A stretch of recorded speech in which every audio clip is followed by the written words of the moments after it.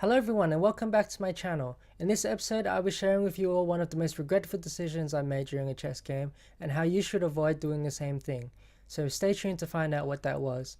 If you enjoy the content, make sure you drop a like and subscribe if you want to see more weekly chess videos. I hope you guys enjoyed the content.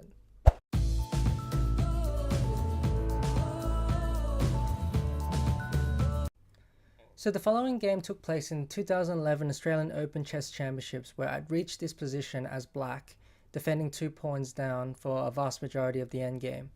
Here I thought I had very decent drawing chances because after white plays the move king a2, my plan was to go knight d6, and after king takes pawn I would reply with knight b5 check, and sack my knight for the remaining 2 pawns, thus holding a draw. However, in this position, my opponent played a very surprising move which I had not seen in my calculation, and that was the move bishop c5. And with under 10 seconds on the clock, I had to come up with a way to defend this position very quickly.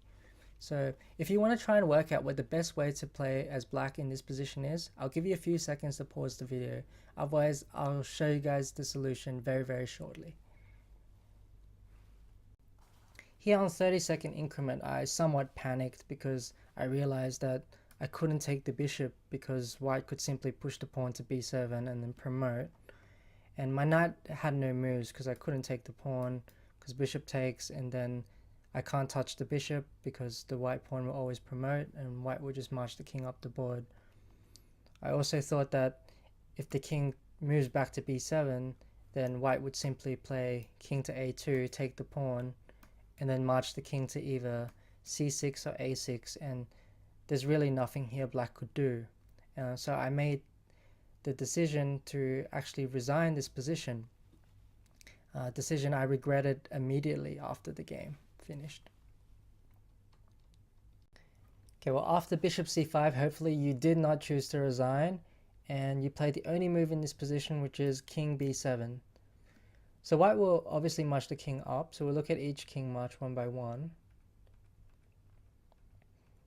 So here white will try to march the king up to a6, which is the first position I thought was lost for black.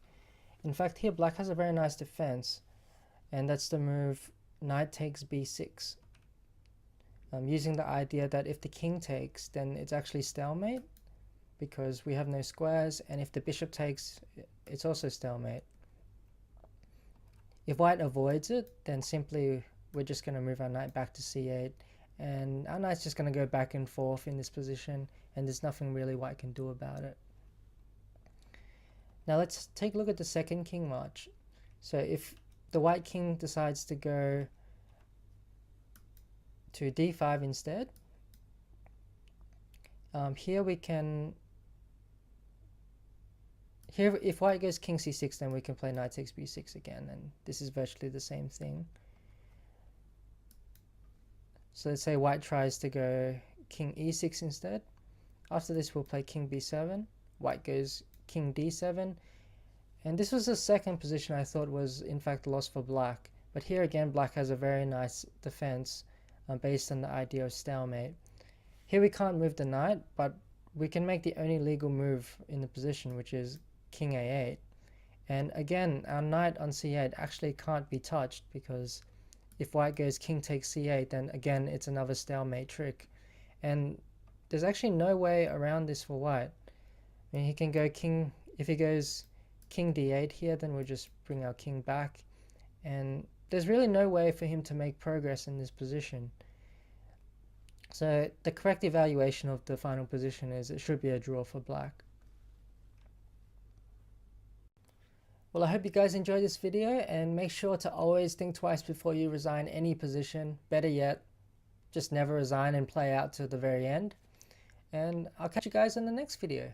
Thanks for watching.